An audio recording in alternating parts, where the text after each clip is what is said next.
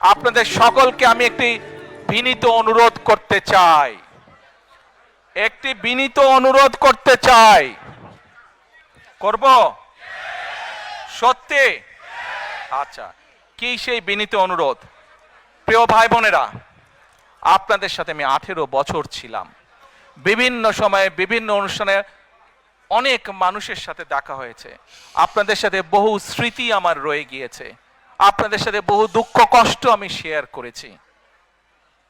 আপনারা বিভিন্ন সময়, আমার বক্তব্যের শুরুতেই বলেছি, যুক্তরাজ্য সহ বিভিন্ন দেশের প্রবাসী, বিশেষ করে যারা জাতীয়তাবাদী বাংলাদেশি জাতীয়তাবাদের রাজনীতিতে বিশ্বাস করেন, আপনারা বহু মানুষ বিভিন্ন সময় আমার পরিবারের দলের বিপদের সময় আমাকে মানসিকভাবে সাহস দিয়েছেন, সহযোগিতা করেছেন, সমর্থন জুগিয়েছেন। আজকে বিশেষ করে লন্ডনে যারা আছেন, বিশেষ করে তোমরা যারা ইয়াং আছো, ছবি তোলার জন্য পাগল হয়ে যাচ্ছ, প্রত্যেকের কাছে আমার একটি অনুরোধ, 25 তারিখে ইনশাআল্লাহ আপনাদের দয়া আল্লাহর রহমতে আমি দেশে ফিরে যাব। কিন্তু এখানে উপস্থিত, এই ঘরে উপস্থিত প্রত্যেকটি মানুষের কাছে আমার অনুরোধ, দয়া করে কেউ আপনারা এয়ারপোর্টে সেদিন যাবেন না। দয়া করে কেউ আপনারা এয়ারপোর্টে যাবেন না আপনারা। কারণ এয়ারপোর্টে গেলে একটি হট্টগোল তৈরি হবে এবং মানুষ জানবে যে এরা সব বাংলাদেশি, এবং দেশের সুনাম নষ্ট হবে, দলের সুনাম নষ্ট হবে।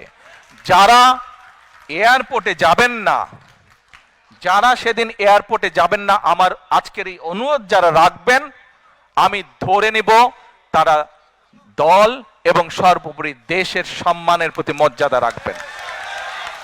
আর আমার মানা করা সত্ত্বেও, আমার অনুরোধ করার পরেও যারা যাবেন, আমি ধরে নিতে বাধ্য হব যারা ব্যক্তিগত স্বার্থের জন্য সেখানে গিয়েছেন। কাজেই আপনাদের কাছে বিনীত অনুরোধ রেখে আমার বক্তব্য শেষ করছি। সেই 1.5 মিনিটের ভিডিওটির দেখার অনুরোধ করছি। প্রিয় ভাই বোনেরা, সকলের কাছে দোয়া চেয়ে যাচ্ছি, আপনারা দয়া করে দোয়া করবেন, দেশনেত্রী খালেদা জিয়ার জন্য দোয়া করবেন। আপনাদের সামনে যে পরিকল্পনা তুলে ধরেছি, আল্লাহ যাতে আমাকে তৌফিক দেন দেশ এবং দেশের মানুষের জন্য সেই কাজগুলো যাতে সম্পূর্ণ করতে পারি। আল্লাহ হাফেজ। বাংলাদেশ জিন্দাবাদ, বাংলাদেশ জাতীয়তাবাদী দল জিন্দাবাদ। আসসালামু আলাইকুম।